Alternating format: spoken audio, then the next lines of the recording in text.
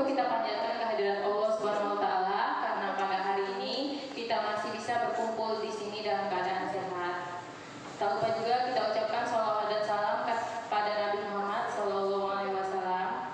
Sebelumnya, saya ucapkan terima kasih kepada teman-teman yang sudah meluangkan waktunya untuk hadir pada acara sosialisasi pemahaman dan pengalaman materi yang diperoleh dari modul 1, 2, dan 3 serta 4 dalam kegiatan saya pendidikan guru penggerak. Nah, di sini ada 4 modul yang sudah kami pelajari. Yang pertama filosofi KHD, yang kedua nilai dan peran guru penggerak, yang ketiga visi guru penggerak, dan keempat budaya positif. Untuk modul yang pertama filosofi Ki Hajar Dewantara. Di sini menurut KHD tujuan pendidikan adalah menuntun segala kodrat yang ada pada anak agar mereka mencapai keselamatan dan kebahagiaan yang setinggi-tingginya, baik sebagai manusia maupun sebagai anggota masyarakat. KHD juga menegaskan bahwa dalam pendidikan hendaknya sesuai dengan kodrat alam dan kodrat zaman, sehingga pendidikan itu tidak bersifat statis tetapi bersifat dinamis. Berikutnya, kita sebagai guru haruslah yang pertama, kita harus berpihak pada murid. Yang kedua, guru harus bisa menuntun murid sesuai dengan kodratnya. Ketiga, guru harus memahami karakter murid. Dan yang keempat, guru harus memahami tujuan pengajaran. Nah, di sini juga ada semboyan Ki Hajar Dewantara tentang peran guru sebagai pendidik yang sudah kita sering mengenalnya. Yang pertama, ingarsa sung tulada. Di sini guru harus bisa memberikan contoh dan panutan kepada anak didiknya. Yang kedua, ing madya mangingkarsa. Jadi di sini seorang guru harus bisa membangkitkan semangat, kemauan dalam diri murid untuk terus belajar dan melakukan inovasi. Terus yang ketiga adalah tuturi handayani. Di sini guru harus memberikan dorongan, motivasi ataupun arahan kepada anak didiknya. Nah, pendidikan yang berpihak pada murid yang dijelaskan oleh Ki Hajar Dewantara, kita bisa dapat melakukannya. Yang pertama dengan cara berpikir kreatif dan inovatif. Yang kedua, berpikir memberikan kemerdekaan dalam belajar. Yang ketiga, sesuaikan perkembangan zaman dengan memanfaatkan teknologi dalam pembelajaran. Nah, ini ada beberapa kegiatan yang sudah saya terapkan di kelas saya dalam pembelajaran Ki Hajar Dewantara. Di sini yang saya terapkan adalah kegiatan pembelajaran yang bervariasi karena mengikuti perkembangan kodrat alam dan kodrat zaman. Jadi di sini kami memanfaatkan teknologi, baik itu memanfaatkan HP. Jadi kami di sana memanfaatkan aplikasi rumah belajar karena di sana ada banyak video-video pembelajaran dan soal-soal yang bisa mereka kerjakan sesuai dengan materi yang dipelajarinya. Terus saya memberikan kebebasan kepada anak untuk belajar dengan teman sejawat secara berkelompok, dan juga mereka melakukan kegiatan secara mandiri untuk melakukan pembuatan rangkaian baik seri ataupun paralel.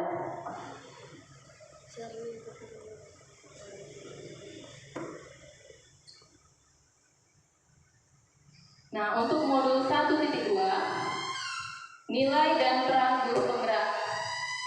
Di sini dari pernyataan KHD, seorang guru harus mempunyai nilai dan menjalankan perannya agar mampu memotivasi murid untuk menuju kebahagiaan setinggi-tingginya melalui proses pembelajaran. Nah, nilai guru penggerak di sini yang pertama adalah mandiri, reflektif, inovatif, kolaboratif, berpihak pada murid. Terus peran guru penggeraknya, yang pertama menjadi pemimpin pembelajaran, yang kedua menjadi coach bagi guru lain, yang ketiga mendorong kolaborasi, yang keempat mewujudkan kepemimpinan murid, dan yang kelima menggerakkan komunitas praktisi. Nah, ini beberapa aktivitas yang saya lakukan di kelas bersama murid saya. Yang pertama, ada aktivitas mandiri. Di sini untuk dapat menjadi guru yang mandiri, saya selalu berusaha mengikuti beberapa pelatihan secara online. Terus berdiskusi juga dengan beberapa guru senior. Yang kedua, mendesain pembelajaran sendiri mulai dari perencanaan, pelaksanaan, dan evaluasi. Yang ketiga, membuat alat bantu pembelajaran. Dan yang keempat, menjadi teladan bagi siswa untuk menunjung tinggi kejujuran dalam bertindak, tanggung jawab akan tugas, dan kemandirian dalam beraktivitas.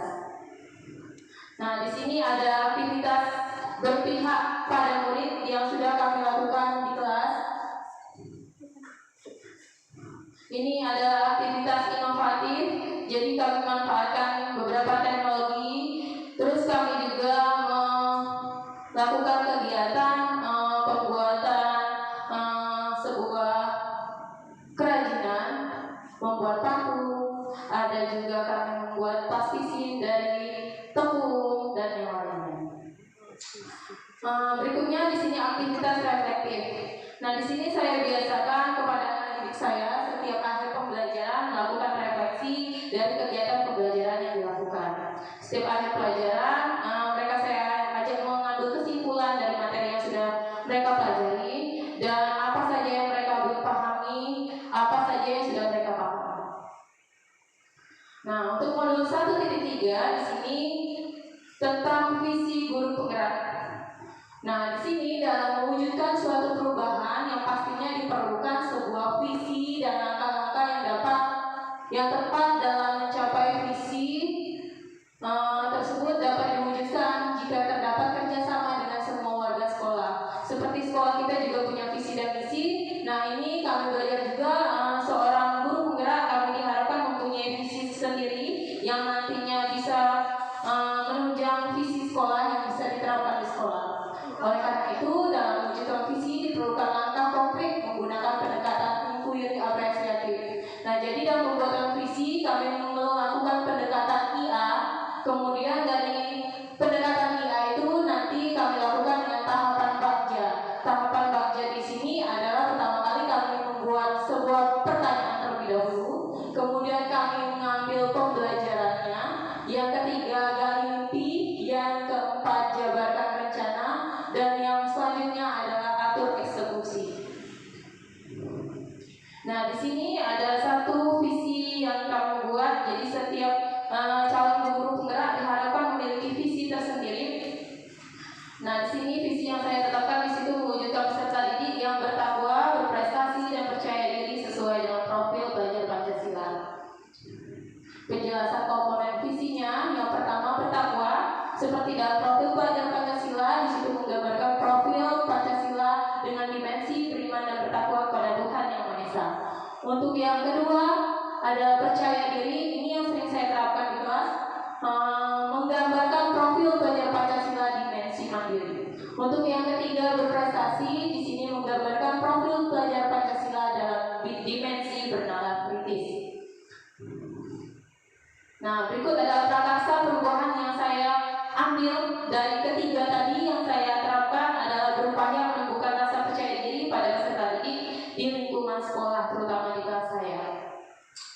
Nah, tahapan pertama yang kami lakukan, kami harus membuat dulu tahapan bagja berdasarkan prakarsa perubahan diri dengan IA. Nah, di sini kami membuat pertanyaan terlebih dahulu, terus mengambil pelajaran, yang ketiga gali mimpi, yang keempat jabarkan rencana yang akan kita lakukan, yang berikutnya atur eksekusi. Nah, di sini pelaksanaan yang saya lakukan. Pada tahapan pelaksanaan, saya mengimplementasikan prakarsa perubahan diri yang telah saya rencanakan dengan tahapan bagja yang saya tampilkan tadi, yaitu kegiatan, pembiasaan, dan pembelajaran yang dapat meningkatkan rasa percaya diri peserta didik. Jadi saya di kelas berusaha meningkatkan kepercayaan diri anak-anak dengan menampilkan mereka berusaha dia berani tampil ke depan, menampilkan materi-materi yang sudah mereka dapatkan, baik itu dalam berpidato, terus dalam melakukan reportase. Di sini ada penjelasan tentang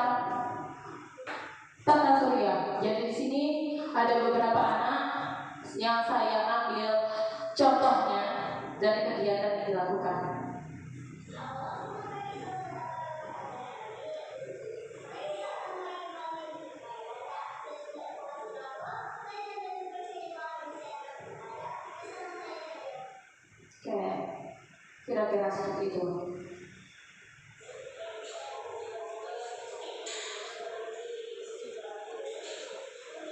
Nah, ini kegiatan-kegiatan yang kami lakukan di kelas bersama murid-murid saya.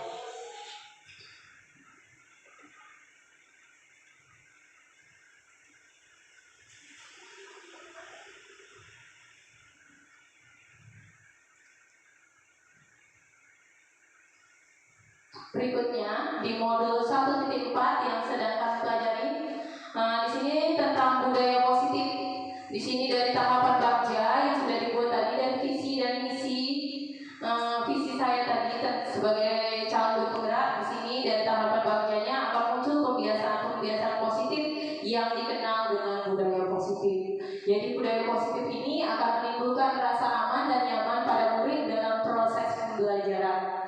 Budaya positif juga mendorong murid untuk mampu berpikir, bertindak, menciptakan sebagian proses kemerdekaan dirinya sehingga murid menjadi pribadi yang lebih mandiri dan bertanggung jawab.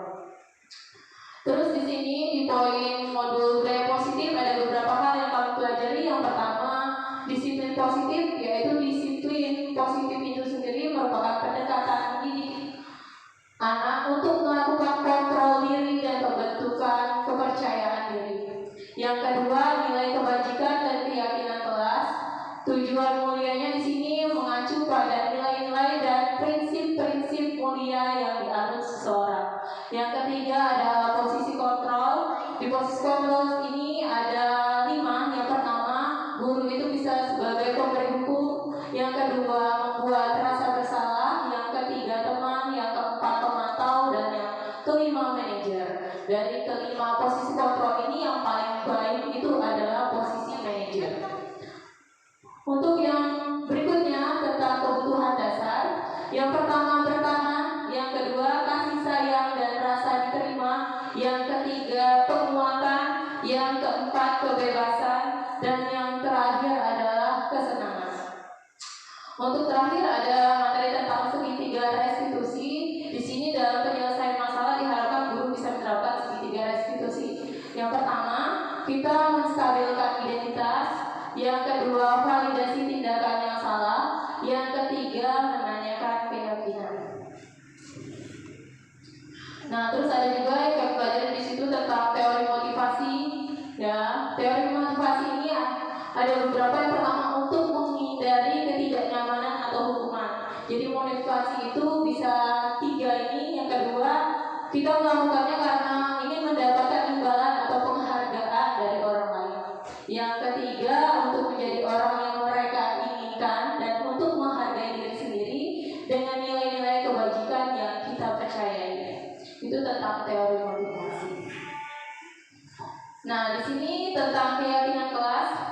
Jadi dalam keyakinan kelas di situ merupakan suatu ketetapan atau aturan kelas yang telah disepakati dan telah dijelaskan bersama apa dampaknya yang akan diterima jika kesepakatan tersebut dilanggar. Pembentukan dari peraturan-peraturan yang telah ditetapkan merupakan proses untuk menciptakan disiplin positif dari siswa sehingga siswa dengan kesadaran penuh akan melaksanakan ketentuan tersebut dengan penuh rasa tanggung jawab. Nah, di sini tahapan segitiga restitusi. Yang pertama, menstabilkan identitas. Yang kedua, validasi tindakan yang salah. Dan yang ketiga, menanyakan keyakinan kelas. Nah, di sini ada 2 buah kasus. Ya. Yang pertama, di sini ada seorang anak Najwa, ada anak kelas 6. Najwa sering datang terlambat sehingga banyak pelajaran yang tertinggal. Pada jam istirahat, saat semua anak ini lain bermain di kelas, Najwa diajak berbicara oleh saya di kelas, di ruang kelas saya, dan kami melakukan kegiatan segitiga restitusi.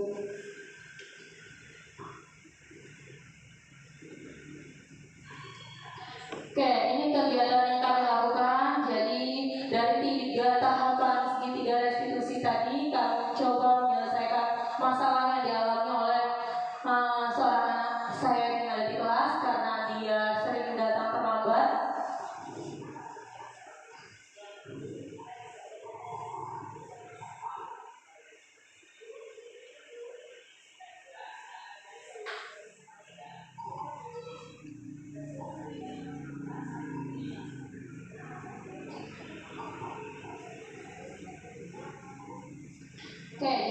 kami melakukannya dengan 3 tahapan yang tadi: menstabilkan identitas, yang kedua validasi tindakan yang salah, yang ketiga menanyakan keyakinan kelas. Jadi kami menyelesaikannya secara bersama-sama, apa masalahnya dan bagaimana cara menyelesaikannya. Jadi saya berharap agar dia sendiri bisa mengambil keputusan untuk menyelesaikan masalahnya sendiri.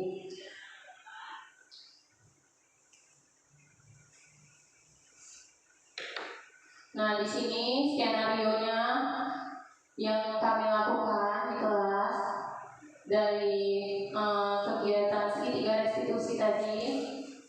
Nah, di sini juga ada kasus yang kedua, yaitu seorang anak di kelas juga. Dia tidak terima karena pekerjaannya selalu dicontek oleh temannya. Ia marah, tidak dapat menahan emosinya, sehingga pada saat jam istirahat saat semua anak juga sedang bermain di luar kelas, saya mengajak anak yang bernama Juwita ini untuk berbicara kenapa masalahnya sampai dia melakukan hal seperti itu. Oke, ini juga kami melakukan kegiatan penyelesaian masalah secara bersama-sama. Jadi tanpa berusaha untuk memarahnya, tapi mengajak dia untuk berbicara, mengambil kesepakatan apa yang terbaik untuk dia lakukan. Jadi ada 3 tahapan yang kami lakukan seperti yang sudah saya jelaskan sebelumnya.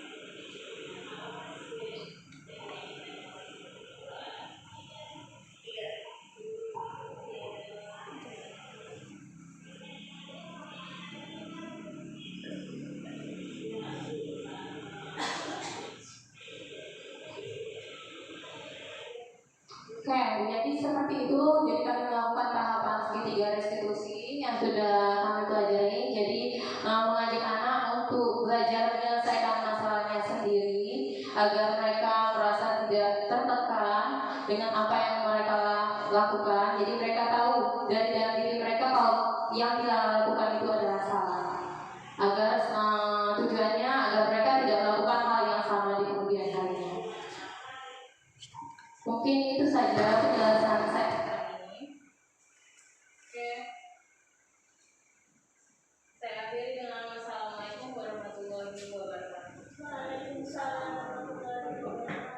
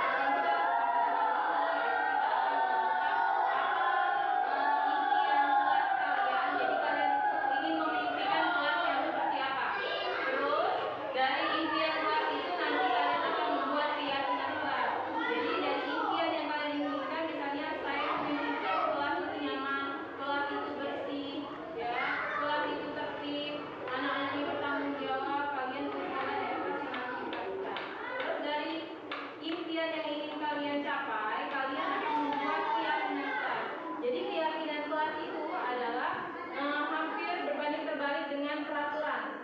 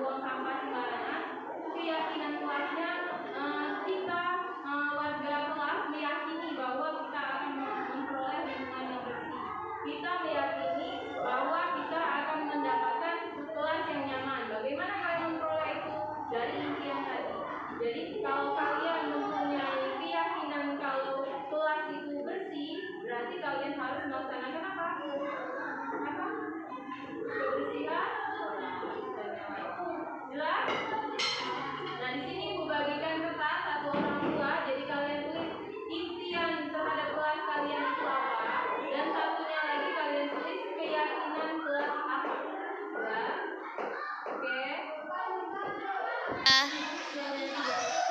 bagikan satu orang dua kertas. Silakan kalian tuliskan keyakinan kelas kalian apa dan kelas nanti yang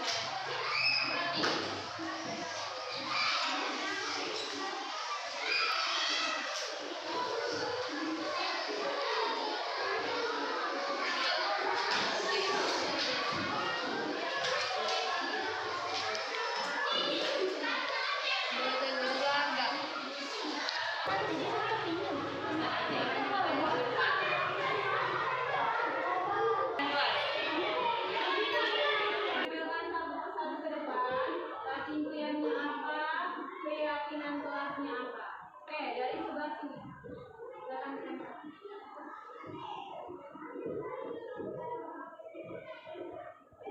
Tempelkan sesuai dengan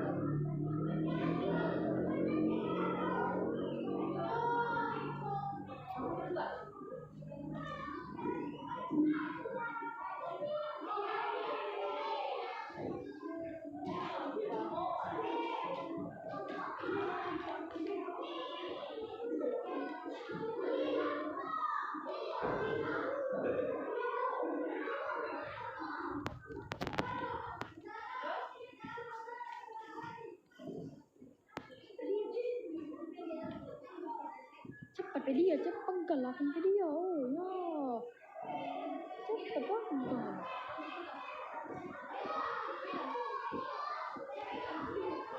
Kok lemah atau kamu?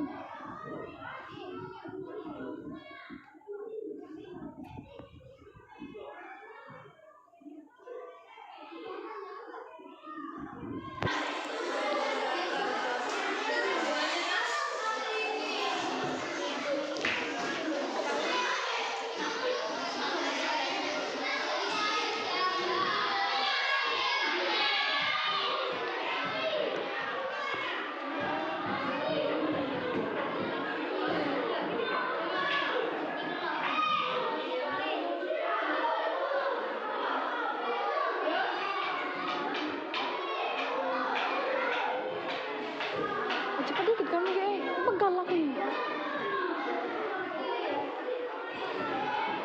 Kok lemah atau kamu?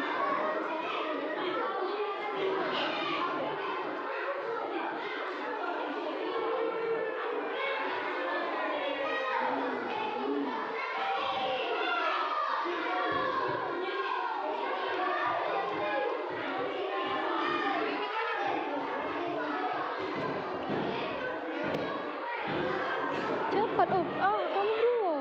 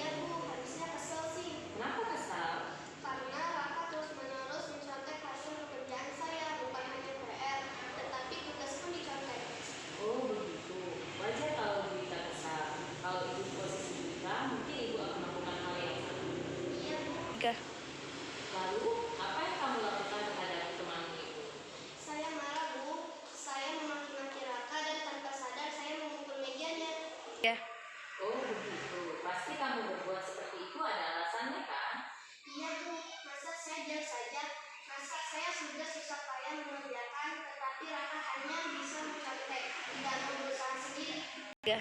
Ya, wajar kalau kamu merasa marah karena tidak rela pekerjaanmu dicontek begitu saja sama teman-teman. Tapi ibu sangat menghargai atas tindakan yang kamu lakukan dengan tidak membuat lebih buruk daripada itu. Misalnya, itu Raka. Sekarang coba kamu pikirkan, tindakan yang kamu lakukan itu yang sudah marah sampai seperti itu, apakah sesuai dengan keyakinan kelas yang sudah kita buat? Tidak, Bu. 3. Menurut kamu, keyakinan kelas apa yang sudah kamu lakukan? Saling menghormati antar teman, Bu. Ya, betul. Saling menghormati antar teman itu menurut kamu penting tidak? 3. Baiklah, kalau menurut kamu itu penting, keyakinan apa yang harus kamu lakukan pada saat kamu sedang marah? Harus lebih sabar, Bu. Kamu bersedia memperbaiki masalah ini? Bersedia, Bu. Kamu lakukan untuk memperbaiki masalah ini? Saya bersedia bersabar dan menahan marah saya. Kalau ada yang mencontek, saya akan melaporkan kepada guru mata pelajaran atau wali kelas saya, Bu. Ya, tepat sekali tindakan kamu juga. Tetap semangat ya. Sekarang silakan kamu kembali ke kelas. Ya, sama-sama. Ibu lihat kamu sering sekali datang terlambat. Iya, Bu. Menurut ingatan kamu, kira-kira sudah berapa kali kamu terlambat? Sudah 6 kali, Bu. Sering terlambat itu suatu kesalahan atau bukan? Iya, Bu. Baiklah Najwa, berbuat kesalahan itu manusiawi. Setiap orang pasti pernah melakukan kesalahan. Yang penting kita bisa belajar dari kesalahan itu dan berusaha untuk memperbaikinya. Setuju? Setuju, Bu. Najwa, kita akan cari solusinya bersama ya. Iya, Bu. Najwa sering datang terlambat, pasti punya alasan. Kenapa Najwa kira-kira datang terlambat? Karena Najwa suka tidur malam, Bu. Kamu tahu keyakinan kelas yang sudah kita sepakati? Tahu, Bu. Kalau datang terlambat sesuai dengan keyakinan kelas yang sudah kita buat? Tidak, Bu. Menurut kamu, keyakinan kelas apa yang sudah kamu lakukan? Disiplin, Bu. Menurut kamu, disiplin itu penting atau tidak? Penting, Bu, agar membuat saya datang ke sekolah tepat waktu dan bisa menghargai waktu. Betul, menghargai waktu itu penting dan sangat bermanfaat untuk kita. Seperti kita akan menghargai orang-orang yang ada di sekitar kita dan pekerjaan kita juga tidak mendukung. Iya, Bu, saya menyesal karena sering datang terlambat. Saya minta maaf karena sering datang terlambat. Iya Najwa, sikap yang sangat baik yang sudah kamu lakukan dengan minta maaf. Menurut kamu, apa yang akan kamu lakukan agar tidak terlambat datang ke sekolah? Saya akan tidur dengan cepat agar tidak kesiangan dan saya tidak akan terlambat ke sekolah. Baiklah Najwa, kamu sudah menemukan solusinya dan ibu akan bekerja sama dengan orang tuamu agar kamu tidak datang terlambat lagi. Sekarang silakan kamu kembali ke kelas. Iya, Bu.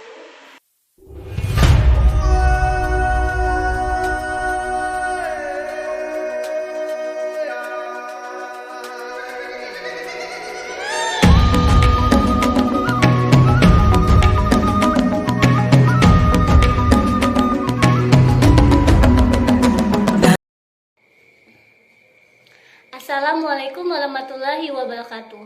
Perkenalkan, saya Putri Erika, teman sejawat dari ibunya Yusopia, yaitu CGP dari Kota Palembang. Ibunya Yusopia telah melaksanakan sosialisasi kepada kami mengenai budaya positif.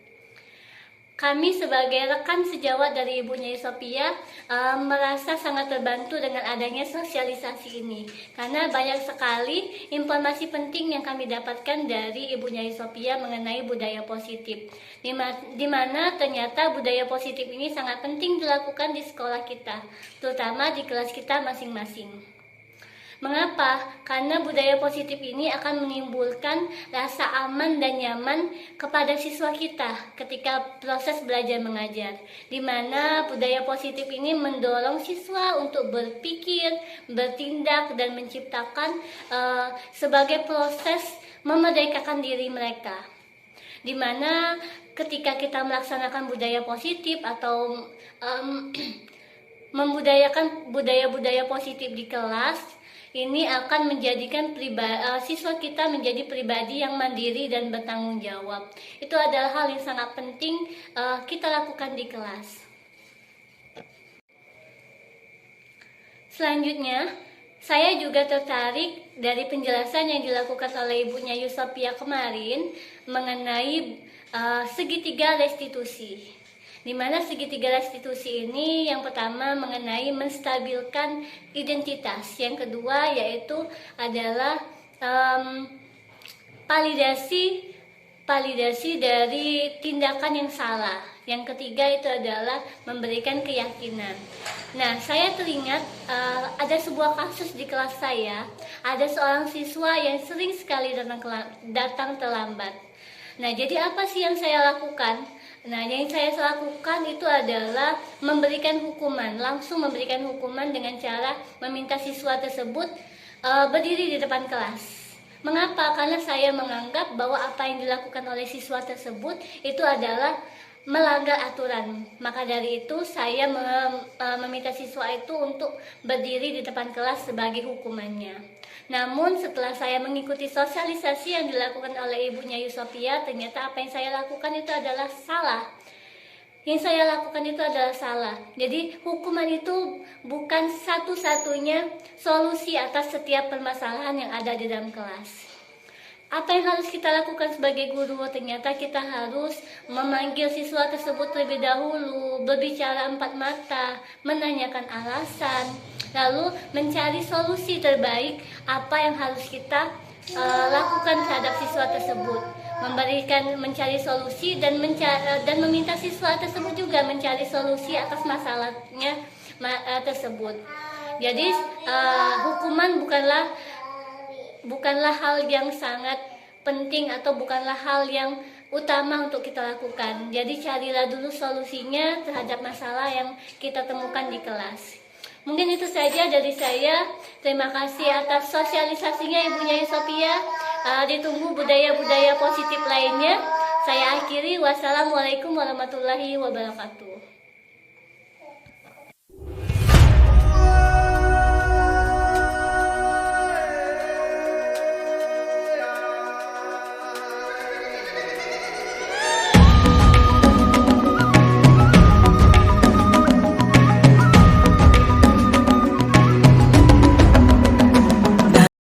Assalamualaikum warahmatullahi wabarakatuh. Perkenalkan, nama saya Amel dari kelas 6C. Perasaan saya saat sedang melakukan keyakinan koas sangat senang dan bersemangat sekali. Pembuatan keyakinan koas sangat penting karena dapat membuat kita disiplin, bertanggung jawab, dan lebih baik lagi. Assalamualaikum warahmatullahi wabarakatuh. Terima kasih. Assalamualaikum warahmatullahi wabarakatuh. Saya Junita dari kelas 6. Saya senang sekali berdiskusi dengan ibu guru untuk dapat mengendalikan diri dari amarah karena tingkah laku teman sekelas saya. Saya harus belajar bersabar dan menghormati teman-teman. Terima kasih. Assalamualaikum warahmatullahi wabarakatuh. Assalamualaikum warahmatullahi wabarakatuh. Nama saya Najwa dari kelas 6. Terima kasih Bu, saya senang sekali diajak berdiskusi dengan Ibu untuk menemukan solusi atas kesalahan yang telah saya lakukan. Saya tidak akan tidur larut malam lagi agar tidak terlambat ke sekolah lagi. Terima kasih. Wassalamualaikum warahmatullahi wabarakatuh.